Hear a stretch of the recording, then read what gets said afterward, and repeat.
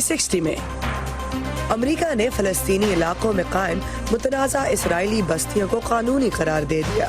क्या इससे खित्ते में अमन की उम्मीद मजीद कमज़ोर होगी? ईरान में महंगाई के खिलाफ एहतजाज, दर्जनों हलाक और मुतअद्दिद शहरी इंटरनेट से महरूम। और जानिएगा कि मौसमियाती तब्दीली आने वाली नस्लों की सेहत पर कैसे असरअंदाज होगी। वॉइस ऑफ अमेरिका के वाशिंगटन स्टूडियोज में आप सबको खुशामदीद। आप देख रहे हैं प्रोग्राम व्यू 360। मैं हूं इरम अब्बासी। ट्रंप इंतजामिया ने आलमी बरादरी के मुतफ़िक़ा मौक़िफ़ को नज़रअंदाज करते हुए फ़लस्तीनी इलाकों में तामीर की गई मुतनाज़ा यहूदी बस्तियों को कानूनी करार देकर अमेरिका की सालों पुरानी पॉलिसी को बदल डाला है। अमेरिकी खारजा पॉलिसी में इस तब्दीली के असरात का जायज़ा लेंगे। प्रोग्राम में आगे चलकर पहले नज़र डालते हैं इस तनाज़े से होने वाले जानी नुकसान पर। इसराइल में सरगर्म इंसानी हकूक़ की एक तंजीम के मुताबिक इस तनाज़े में सन 2000 से लेकर सन 2014 के दौरान मुतअद्दिद ऑपरेशंस में अंदाज़ों के मुताबिक 8000 से ज़्यादा शहरी हलाक हुए हैं। हलाक होने वालों में 7000 से ज़्यादा फ़लस्तीनी बाशिंदे जबकि 1000 से ज़्यादा इसराइली हैं। लेकिन मुतअद्दिद तंजीमों के मुताबिक ये अदाद व शुमार असल हलाकतों से कहीं कम है। इसराइल और फ़लस्तीन के दरमियान तनाज़े में अहम तरीन मसला फ़लस्तीनी इलाकों में यहूदी बस्तियों के क़याम का है।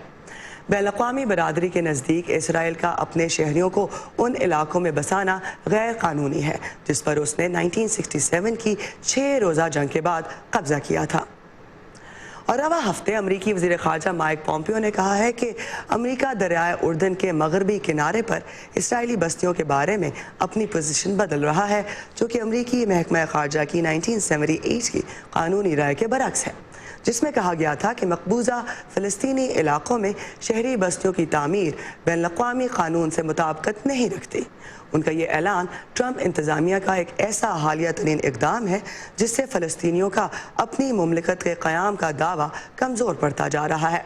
तफ़सील इस रिपोर्ट में। बैनुल-अक़वामी बरादरी अमूमी तौर पर मकबूजा फ़लस्तीनी इलाकों में इसराइली बस्तियों की तामीर को गैर कानूनी और चौथे जनीवा कन्वेंशन की एक शिक की खिलाफ वर्जी तस्वुर करती है, जिसमें काबिज़ कुव्वतों को मकबूजा इलाकों में अपनी आबादी मुंतकिल करने की इजाज़त नहीं दी गई है। इसराइल का दावा है कि उसने बैनुल-अक़वामी कानून की खिलाफ वर्जी नहीं की है क्योंकि इसराइली शहरियों को इन बस्तियों में मुंतकिल नहीं किया गया है। वज़ीर ख़ारजा पॉम्पियो का कहना है कि अमरीकी इंतज़ामिया अब ओबामा इंतज़ामिया के नजरिए से अलग हो रही है। इस कानूनी जंग के तनाजुर में तमाम फ्रीकान का बगौर जायजा लेने के बाद ये इंतजामिया साबिक सदर रेगन के नजरियात से इत्तफाक करती है। मगरबी किनारे पर इसराइली सिविल आबादकारी बैनुल-अक़वामी कवानीन के खिलाफ वर्जी नहीं है। अमेरिका की सरकारी पॉलिसी अब तक महकमा खारजा की तरफ से सन 1978 में दिए गए कानूनी मशवरे पर मबनी रही है, जिसमें कहा गया था कि फ़लस्तीनी इलाकों में बस्तियों की तामीर बैनुल-अक़वामी कानून की खिलाफ वर्जी के मुतरादिफ है। इससे पहले किसी सदर ने इस पॉलिसी से इनहराफ नहीं किया। ताहम तमाम सदूर ने इन बस्तियों की तामीर को गैर कानूनी करार देने से इज्तनाब किया। वो इस इक़दाम को मशरिक़ वस्ता में क़याम अमन की राह में एक रुकावट करार देते थे। वज़ीर ख़ारजा पॉम्पियो का कहना था कि शहरी बस्तियों की तामीर को बैनुल-अक़वामी कानून की खिलाफ वर्जी करार देने से क़याम अमन का मकसद हासिल नहीं होता। सच बात यह है कि इस तनाज़े का अदालती हल कभी मुमकिन नहीं होगा और इस बारे में बहस से कौन सही है और कौन गलत अमन का मकसद हासिल नहीं होगा। ये एक पेचीदा सियासी मसला है जो सिर्फ इसराइलियों और फ़लस्तीनियों के दरमियान बातचीत के जरिए ही हल किया जा सकता है। अमेरिका क़याम अमन में मदद देने के अहद पर कायम है और मैं इस सिलसिले में हर मुमकिन मदद देने के लिए तैयार हूँ।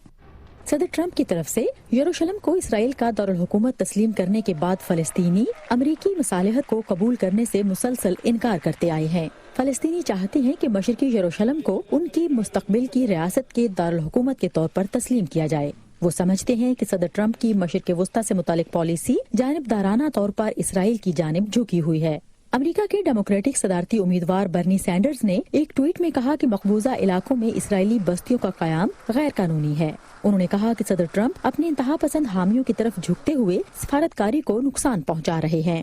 यूरोपियन यूनियन ने एक बयान जारी किया है जिसमें कहा गया है कि मशरिकी यरूशलेम समेत मकबूजा फ़लस्तीनी इलाकों में यहूदी बस्तियों की तामीर बैनुल-अक़वामी कानून की खिलाफ वर्जी है और इसने इसराइल से मुतालबा किया है कि इन बस्तियों की तामीर के तमाम इक़दामात फौरी तौर पर रोक दिए जाएं। ज़िलाते शाहो के साथ सादिया ज़िब्रांझा, वॉइस ऑफ अमेरिका। اسرائیل میں جہاں یہودی عقیدے کے ماننے والوں کی اکثریت ہے، وہیں ملک کے کچھ حصوں میں اب بھی ایسے ہیں جہاں اسرائیلی عرب یا مسلمان آبادی رہائش پذیر ہے۔ ان علاقوں میں اسرائیل کا شمالی حصہ نمایاں ہے، جہاں اسرائیلی عرب کمیونٹیز کے اندر پرتشدد واقعات میں اضافہ ہو رہا ہے۔ خاص طور سے گزشتہ 2 ہفتوں میں تل ابیب اور اس سے ملحقہ علاقوں میں پرتشدد واقعات میں اضافہ ہوا ہے، اور رپورٹس کے مطابق ان واقعات کے نتیجے میں اس سال اب تک کم از کم 79 افراد ہلاک ہو چکے ہیں۔ کچھ علاقے ایسے بھی ہیں جہاں والدین خوف کے باعث رات کے وقت اپنے بچوں کو گھر سے باہر نہیں جانے دیتے۔ مزید جانتے ہیں اس رپورٹ میں۔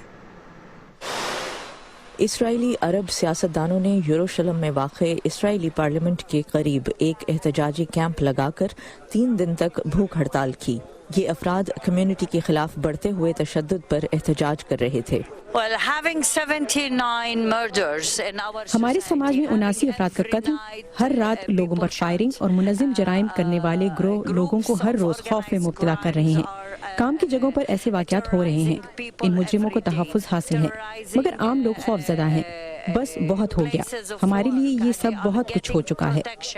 عرب شہروں میں مجرمانہ گینگز نے سڑکوں پر قبضہ کر رکھا ہے اور دن دہاڑے ہوائی فائرنگ بھی ہوتی رہتی ہے۔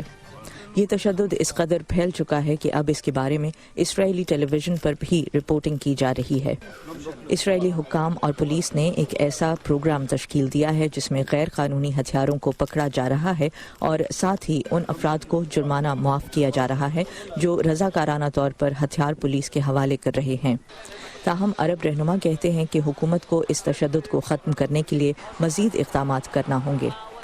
ہمیں منظم جرائم کے گروہوں، بلیک مارکیٹ اور غیر قانونی ہتھیاروں کے خلاف ایکشن لینا ہوگا۔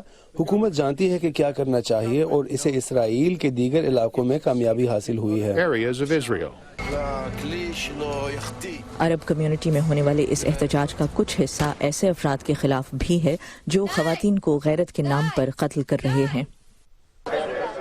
عرب سیاستدانوں کے اس احتجاجی کیمپ میں ایسے یہودی مذہبی رہنماؤں نے بھی حصہ لیا جو انسانی حقوق کے لیے کام کرتے ہیں۔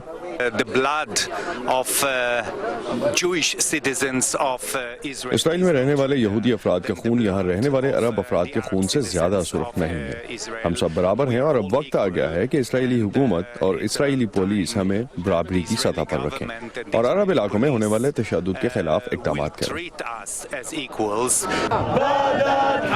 عرب کمیونٹی دعویٰ کرتی ہے کہ اگر یہودی شہری تشدد میں ہلاک ہو رہے ہوتے تو پولیس زیادہ متحرک ہوتی۔ ان کا کہنا ہے کہ محفوظ زندگی گزارنا ان کا حق ہے۔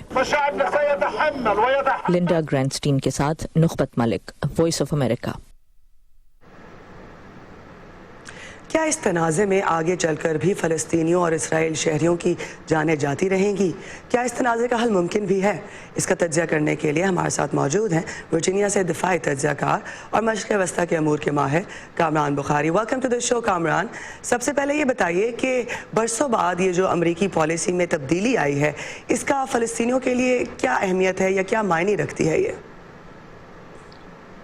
دیکھیں، ابھی تو یہ دیکھنا ہے کہ یہ تبدیلی کس نوعیت کی ہے۔ یہ ٹرمپ انتظامیہ کی جانب سے آئی ہے۔ جیسے آپ کو پتہ ہے secretary of state Michael Pompeo نے اس کا جو ہے نا اعلان کیا تھا، تو اس میں واشنگٹن کے اندر بھی بہت زیادہ اختلاف ہے۔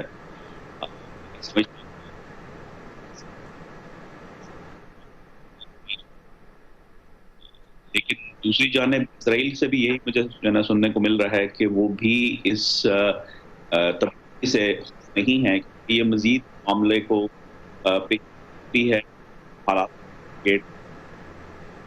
تو کامران، اس کا یہ مطلب ہے کہ جو امریکہ کی سربراہی میں جو پیس ٹاکس یا عالمی برادری کی سربراہی میں جو پیس ٹاکس ہو رہی تھی، ان کا تو پھر اگر یہ کنفیوژن ہے تو کوئی امکان بنتا ہی نہیں۔ جی، پیس ٹاکس تو نہیں ہو رہی نا۔ وہ پیس ٹاکس تو ٹرمپ انتظامیہ جو ہے وہ پس پردہ جیریڈ کشنر اور ٹرمپ انتظامیہ کے اور لوگ جو ہیں وہ بات چیت کرنے کی کوشش کر رہے ہیں، دورے کرتے ہیں، رام اللہ جاتے ہیں، فلسطینی انتظامیہ سے بات کرتے ہیں، اسرائیل کے دورے کرتے ہیں، اردن کے کرتے ہیں، سعودی عرب کے کرتے ہیں، متحدہ عرب امارات بھی جاتے ہیں، لیکن جو بات چیت فلسطینی انتظامیہ اور اسرائیلی حکومت کے درمیان ہونی چاہیے وہ تو نہیں ہو رہی، وہ تو پہلے سے نہیں ہو رہی۔ تو میں نہیں سمجھتا کہ اس کا کوئی وہ مزید جو ہے وہ کیا کریں گے، فلسطینی کہیں گے کہ بھئی ہم بات نہیں کرتے، بات چیت تو پہلے بھی نہیں ہو رہی۔ تو یہ بتائیے کہ فلسطینی یہ سوال بھی اٹھاتے ہیں کہ عالمی برادری تنقید تو کرتی ہے تو اپنا جو ہے وہ اثر و رسوخ استعمال نہیں کرتی تاکہ اس تنازع کا حل پیدا ہو سکے، یہ کتنا درست ہے؟ دیکھیں یہ درست ہے، لیکن اس میں ایک چیز یہ بھی نوٹ کی جائے کہ کینیڈین وزیر اعظم نے جو ہے اس چیز کی مخالفت کی ہے. تو کینیڈا ایک امریکہ جتنا بڑا ملک تو نہیں ہے لیکن پھر بھی ایک G8 ملک ہے، مغربی ملک ہے، تو اس نے اگر مخالفت کی ہے تو یہ اس کی میں سمجھتا ہوں علامتی سے زیادہ بڑی حیثیت ہے کہ کم از کم جو مغرب کے اندر یہ ایک کہا جاتا ہے کہ ایک اجماع ہوتا ہے کسی ایشو کے اوپر، بین الاقوامی ایشو کے اوپر، اس میں اب وہ اجماع نہیں ہے.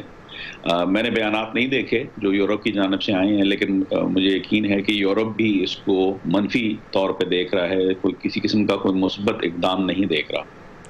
ایک تاثر یہ بھی ہے کہ فلسطینی حکام جو ہیں وہ بھی ان پر بھی تنقید کی جاتی ہے کہ وہ بھی بات چیت کے معاملے میں جو کہ کافی عرصے سے جیسے کہ آپ نے بھی کہا کہ رکی ہوئی ہے، وہ بھی نرمی نہیں دکھاتے یا وہ بھی پرو ایکٹیولی اس کو پرسو نہیں کرتے، جس کا نقصان پھر شہریوں کو ہو رہا ہے دونوں طرف. جی وہ دیکھیں یہ جو اصل ایشو ہے وہ بیرونی نہیں ہے، اصل ایشو وہ اندرونی ہے، وہ اسرائیل کے اندر بھی ہے، فلسطینی جانب بھی ہے. فلسطین کی جانب دیکھیں فلسطینی جو ہیں وہ متحد نہیں ہے. جو غزہ ہے وہاں پر حماس کا قبضہ ہے اور دیگر اور گروپ ہے. جو ویسٹ بینک ہے وہاں پر فتح جو حکومت ہے وہ چل رہی ہے. فتح سے بات چیت ہوتی ہے اسرائیل کی، لیکن غزہ میں جو ہے وہ ایک طرح سے جو ہے آلموسٹ آلویز یہی ہوتا ہے کہ حالت جنگ میں ہوتے ہیں. اور پھر اگر فلسطینی جو ہے کوئی ایک جگہ پہ نہیں بیٹھے ہوئے تو وہ کس طریقے سے اسرائیل سے بات کریں. پھر اسرائیل کا بھی ایشو یہ ہے کہ وہاں پر جو اس وقت آپ نے دیکھا جو الیکشن کے ریزلٹس ہوئے ہیں اور پھر جو وزیر اعظم نیتنیاہو صاحب کو انڈائٹ کیا گیا ہے کرپشن چارجز کے اوپر، تو اس نے بھی مزید اسرائیل کی جانب سے بھی پیچیدگی لے آیا ہے. تو نہ اس طرف جو ہے کوئی وہ جسے کہتے ہیں انٹینٹ ہے فی الحال بات چیت کرنے کی، کوئی مطلب ایسا سچ سینس آف ارجنسی نہیں ہے، کوئی جلدی نہیں ہے، نہ ہی دوسری جانب ہے. تو پھر ایسے حالات میں پھر یہ تنازع جو ہے ایک طرح سے فروزن ہے. تو آپ کے خیال میں آخری سوال کامران کہ کیونکہ آپ خود بھی وہاں پر جاتے رہتے ہیں، تو شہری جو ہیں وہ کتنے فرسٹریٹڈ لگتے ہیں یا ان کی کیا وہاں پر عام رائے ہے کہ کس طرح سے وہ آپ کو لگتا ہے کہ چاہتے ہیں کہ یہ تنازع حل ہو؟ جی چاہتے تو ہیں، لیکن میں سمجھتا ہوں کہ انہوں نے حالات سے سمجھوتا کر لیا ہے. ان کو پتہ ہے کہ یہ ہم تنازع اتنی جلدی حل نہیں ہونے والا. وہ تنازع کے حل سے زیادہ اپنی روزمرہ زندگی کو بہتر سے بہتر کرنے کی کوشش میں لگے رہتے ہیں، اور وہ بہت مشکل ہوتا ہے ان کے لیے. پابندیاں ہیں فلسطینیوں کے اوپر، ان کے اوپر جو ہے ان کو چیک پوائنٹ سے گزرنا پڑتا ہے. اور میں سمجھتا ہوں کہ جہاں ان کو اسرائیل سے غصہ ہے وہاں ان کو اپنی قیادت سے بھی بہت سخت غصہ ہے کہ وہ سب لوگ تو جو ہے مطلب ان کے اوپر بھی الزام تراشی کی جاتی ہے کہ وہ کرپشن میں مبتلا ہیں، خود تو زندگی اچھی گزار رہے ہیں لیکن عام آدمی کی زندگی جو ہے وہ بدحال ہے. تو میں سمجھتا ہوں کہ وہ جو روزمرہ زندگی کے جو ضروریات ہیں ان کا جو نیشنل ساورنٹی سے ایک بہت بڑا ڈسکنیکٹ ہے. تھینک یو سو مچ. یہ تھے ورجینیا سے دفاعی تجزیہ کار کامران بخاری ہمارے ساتھ. امریکہ نے پاکستان کو خبردار کیا ہے کہ چین پاکستان اقتصادی راہداری یعنی سی پیک منصوبے سے چین کو تو فائدہ پہنچے گا لیکن اس سے پاکستان کو طویل المدتی معاشی نقصان ہو سکتا ہے. تفصیل کے لیے آئیے urduvoa.com پر. آپ کی کیا رائے ہے ہم سے شیئر کیجیے facebook.com/voa اردو کے پیج پر. ٹویٹر پر ہمارا ہینڈل ہے @urduvoa. اب ذکر ایران کا. انسانی حقوق کی ایک غیر سرکاری تنظیم ایمنسٹی انٹرنیشنل نے کہا ہے کہ خدشہ ہے کہ ایران میں پرتشدد مظاہروں کے دوران 100 سے زیادہ مظاہرین ہلاک ہوئے ہیں. تنظیم نے ایرانی حکام سے پرتشدد کارروائیاں روکنے اور انٹرنیٹ بحال کرنے کا مطالبہ بھی کیا ہے، جبکہ اقوام متحدہ نے کہا ہے کہ ایران میں ہونے والے پرتشدد مظاہروں میں اسلحے کے آزادانہ استعمال کی اطلاعات ہے. ملک بھر میں انٹرنیٹ سروس کی بندش کے سبب ہلاکتوں کی درست تعداد معلوم کرنا اور ان کی تصدیق کرنا انتہائی مشکل ہے، لیکن ان کے بقول ایران کے مقامی ذرائع ابلاغ اور بعض دیگر ذرائع سے ملنے والی اطلاعات سے یہ شبہ ہے کہ ملک بھر میں درجنوں افراد ہلاک ہوئے ہیں. حکومت کی جانب سے تیل کی قیمتوں میں 50% اضافے کے بعد گزشتہ ہفتے ایران میں پرتشدد مظاہرے شروع ہوئے تھے۔ ایران میں شہریوں کے لیے کئی دن سے انٹرنیٹ بند ہے۔ حکومت کی طرف سے یہ بندش توانائی کی بڑھتی قیمتوں پر پرتشدد احتجاج کے بعد لگائی گئی۔ مبصرین کا کہنا ہے کہ ماضی میں ایران میں لگائی جانے والی بندشوں اور رکاوٹوں کے مقابلے میں انٹرنیٹ کا یہ شٹ ڈاؤن کہیں بڑے پیمانے پر ہے۔ ایرانی حکومت اس پیمانے پر انٹر تک رسائی کو بند کرنے میں کیسے کامیاب رہی ہے، جانتے ہیں اس رپورٹ میں۔ پیٹرولیم مصنوعات کی بڑھتی قیمتوں پر ہونے والے مسلسل احتجاج کے رد عمل میں حکومت کی جانب سے گزشتہ ہفتے کی رات سے ایران میں 8 کروڑ شہریوں کو بڑے پیمانے پر انٹرنیٹ کی بندش کا سامنا ہے۔ مبصرین کا کہنا ہے کہ یہ ایران کا سب سے بڑا انٹرنیٹ بلیک آؤٹ ہے۔ 10% سے بھی کم ایرانی شہریوں کو اس وقت انٹرنیٹ دستیاب ہے۔ ماضی میں ہونے والے شٹ ڈاؤن یا ویب سائٹس کی بندشوں کے باوجود لوگ دنیا سے اور ایک دوسرے سے رابطے کا کوئی نہ کوئی طریقہ ڈھونڈ لیتے تھے، لیکن اس بار ایسا نہیں ہے۔ اس وقت انہوں نے جس طرح سے انٹرنیٹ کو بند کیا ہے وہ پہلے سے کچھ پیچیدہ ہے۔ شہریوں کے لیے اس کا توڑ بہت مشکل ہے۔ ہم نے تکنیکی طور پر ایسا کچھ نہیں دیکھا ہے، اور سارا ملک اس وقت دنیا سے منقطع ہے، جو کہ پریشانی کا باعث ہے۔ ایران ایک ایسے داخلی انٹرنیٹ پروجیکٹ پر کام کر رہا ہے جس نے پورے ملک کے انٹرنیٹ کو حکومت کے فراہم کردہ ایک پلیٹ فارم سے جوڑ دیا ہے۔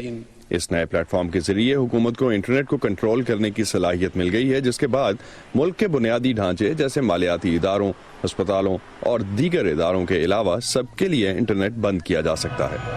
ایران کے لیے واشنگٹن کے خصوصی ایلچی برائن ہک کا کہنا ہے کہ امریکہ ایرانیوں کی مدد کے لیے کوشاں ہے۔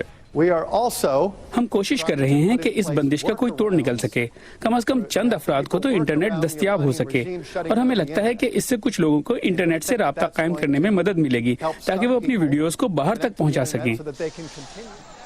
مبصرین کا کہنا ہے کہ ایران میں انٹرنیٹ کی اس بڑے پیمانے پر بندش دوسری حکومتوں کے لیے ایک مثال کا کام کر سکتی ہے، جو اپنے عوام اور بیرونی دنیا کے مابین رابطے منقطع کرنے کی کوششیں کرتے ہیں۔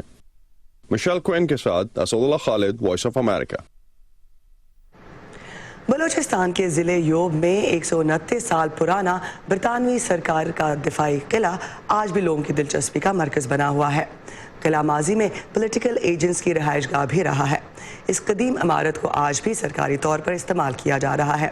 اس قدیم قلعے کی سیر کرا رہے ہیں مرتضی زہری اپنی اس رپورٹ میں۔ برطانوی دور حکومت کے دوران 1990 میں agent to governor general Balochistan Robert Sandeman نے یوب کے علاقے کے وسط پہ اپنے دفاع اور رہائش کے لیے ایک کشتی نما قلعہ تعمیر کرایا۔ تاریخ دان ڈاکٹر عرفان احمد بیگ کے مطابق بلوچستان میں قبائل کو کنٹرول کرنا انگریز کے لیے ایک بڑا چیلنج تھا۔ سنڈیمن نے یہ قلعہ اس لیے بلندی پر بنوایا تاکہ آس پاس کی آبادی پر آسانی سے نظر رکھ سکے۔ فورٹ سنڈیمن بلوچستان میں انگریزوں کے عہد میں بنائے گئے قلعے اس میں سے نہایت اہم ترین قلعہ ہے، جو افغانستان کو، جو وزیرستان کے طرف کے علاقوں کو، اور پھر ادھر پورا بلوچستان کا جو شمالی علاقہ ہے، پشتون علاقہ، اس کو ٹھیک ٹھاک طریقے سے کنٹرول کرتے تھے۔ قلعے میں آج بھی زیادہ تر فرنیچر انگریزوں کے زمانے کا ہے۔ ایک پیانو اور لاکر بھی ہے جو رابرٹ سنڈیمن اپنے ساتھ لائے تھے۔ چھت پر لگا 2 پروں والا پنکھا بھی 1902 میں یہاں لایا گیا۔ یوب کے اس تاریخی قلعے کے بعض حصے خستہحالی کا شکار ہے۔ حکام کا کہنا ہے کہ اس کو جلد اس کی اصل حالت میں بحال کر کے عام شہریوں کے لیے کھولا جائے گا۔ یہ تاریخی عمارت آج بھی ڈپٹی کمشنر یوب کی سرکاری رہائش گاہ اور دفتر کے طور پر استعمال ہو رہی ہے۔ ڈپٹی کمشنر طہا سلیم کے مطابق حکومت قلعے کو ایک میوزیم میں تبدیل کرنے کے لیے کام کر رہی ہے، جبکہ یوب میں موجود دیگر تاریخی ورثے کو بھی بحال کیا جائے گا۔ یہاں پہ 2 طرح کی چیزیں ہوں گی۔ ایک تو بلڈ ہیریٹیج بہت زیادہ ہے، یعنی کہ پرانا یہ شہر ہے، یہ ایک کینٹ ہوتا تھا ان اے وے، تو یہاں پہ پرانی مارکیٹس ہیں، یہاں پہ پرانی تحصیل آفس، ڈسٹرکٹ آفس بہت پرانا ہے، 100 سال سے زیادہ پرانا پیانو ہے، کارپیٹ ہے، تجوریاں پڑی ہوئی ہیں، پرانے نقشے پڑے ہوئے ہیں، کچھ پرانا اسلحہ پڑا ہوا ہے، تو اتنی ساری چیزیں ہیں کہ جو کہ یہ ایک پراپر ایک میوزیم بننا چاہیے۔ تاریخی قلعے کی مناسبت سے یوب کا پرانا نام فورٹ سنڈیمن تھا۔ 1974 میں سابق وزیر اعظم ذوالفقار علی بھٹو نے شہر کا نام تبدیل کر کے یوب رکھا۔ مرتضی زہری، وائس آف امریکہ، یوب، بلوچستان۔ تقریباً 3 درجن اداروں کے محققین کی مرتب کردہ ایک عالمی رپورٹ کے مطابق موسمیاتی تبدیلیاں آج پیدا ہونے والے بچوں کی صحت اور ان کے معیار زندگی پر بری طرح اثر انداز ہوں گی۔ رپورٹ کے مطابق درجہ حرارت میں اضافہ بیماریوں، خراب موسموں اور خوراک میں کمی کا باعث ہوگا اور موجودہ اور آنے والی نسلوں پر گہرا اثر ڈالے گا۔ محققین امید کر رہے ہیں کہ آنے والی ماحولیاتی کانفرنس میں اس موضوع کو ترجیح دی جائے گی۔ تفصیل اس پیکج میں۔ تقریباً 8 سال کے بعد کیلیفورنیا آگ لگنے کا موسم شروع ہونے سے کچھ دیر پہلے ہی اس صدی کی بدترین خشک سالی سے باہر نکل پایا۔ ماہرین کا کہنا ہے کہ موسمی تبدیلی کی وجہ سے درجہ حرارت بڑھ جاتے ہیں، جس کی وجہ سے نباتات خشک ہو جاتے ہیں جو آگ لگنے کی صورت میں ایندھن کا کام کرتے ہیں۔ لینسٹ کاؤنٹ ڈاؤن رپورٹ کے ڈائریکٹر ڈاکٹر واٹس کہتے ہیں یہ ایک مثال ہے کہ کیسے گرم کرۂ ارض صحت عامہ پر اثر انداز ہوگا۔ اگر ہم اسی سمت میں چلتے رہے تو ہم نے پچھلی نصف صدی میں عالمی صحت عامہ میں جو پیش رفت کی ہے وہ ختم ہو کر رہ جائے گی۔ رپورٹ مرتب کرنے والے ادارے لینسٹ کاؤنٹ ڈاؤن کے مطابق آج جو بچہ پیدا ہوتا ہے اسے اپنی 71ویں سالگرہ پر زمین کا درجہ حرارت 4 ڈگری زیادہ گرم ملے گا۔ یہ ماحولیاتی تبدیلی کا اثر ہی ہے کہ حشرات اور کیڑے مکوڑوں سے انسانوں میں پھیلنے والے انفیکشنز جیسے ملیریا، ڈینگی اور وبریو جیسی بیماریاں پھیل رہی ہیں، اور اس سے سب سے زیادہ متاثر 5 سال سے کم عمر کے بچے ہو رہے ہیں۔ ڈاکٹر واٹس کا کہنا ہے کہ جیسے جیسے درجہ حرارت میں اضافہ ہو رہا ہے، ناپسندیدہ بیماریوں والے حشرات جیسے ایشین ٹائیگر نامی مچھر زیادہ پھل پھول رہے ہیں۔ یہ ترکی سے اوپر یورپ سے گزرتا ہوا رہا ہے اور ٹائیگر مچھر ڈینگی، یلو فیور اپنے ساتھ لاتا ہے۔ اگر آپ جنوبی امریکہ میں ہوں تو یہ زیکا وائرس بھی ٹرانسمٹ کرتا ہے۔ سائنسدان عالمی حدت کے صحت عامہ پر مجموعی اور دور رس اثرات پر فکر مند ہیں۔ ہمیں صرف یہ فکر نہیں کہ گرمی دل اور گردے کی بیماریوں پر کیسے اثر انداز ہوگی، ہمیں ناقص خوراک کی پریشانی نہیں، ہمیں فکر ہے کمیونٹی اور آبادیوں کی۔ ہمیں فکر ہے کہ آج پیدا ہونے والے بچے پر اس کا کیا اثر پڑے گا۔ جب اس پر پیدر پہ حملے ہوں گے تو اس کی پوری زندگی کیسے متاثر ہوگی۔ محققین کا کہنا ہے کہ ایسے خوفناک انجام سے نمٹنے کے لیے سیاسی بصیرت کی ضرورت ہے، اور وہ زور دے رہے ہیں کہ اگلے ماہ اقوام متحدہ کی موسمیاتی کانفرنس میں صحت عامہ پر عالمی حدت کے اثرات پر توجہ دی جائے۔ اراش اربسادی کے ساتھ صبا شاہ خان، وائس آف امریکہ۔ یہ تھا آج کا ویو 360۔ دوبارہ دیکھنے کے لیے آئیے facebook.com/VOA اردو کے پیج پر۔ اس کے علاوہ ٹویٹر پر ہمارا ہینڈل ہے @UrduVOA۔ انسٹاگرام پر آپ اردو VOA کو فالو کر سکتے ہیں بہت سی دلچسپ ویڈیوز اور تصاویر کے لیے۔ ہم اپنے انسٹاگرام پر آپ کی کھینچی ہوئی بہترین تصاویر بھی پوسٹ کرتے ہیں، تو اٹھائیے اپنا فون، لیجیے پاکستان کے نظاروں کی اچھی سی تصویر اور ہم سے شیئر کیجیے۔ ارم عباسی کو دیجیے اجازت، لیکن آپ دیکھیے امریکہ میں خزاں کے رنگ۔ ہمارے ساتھی منصور ملک پینسلوینیا گئے اور کچھ خوبصورت لمحے آپ کے لیے کیپچر کر کے لائے ہیں۔ Have a great weekend.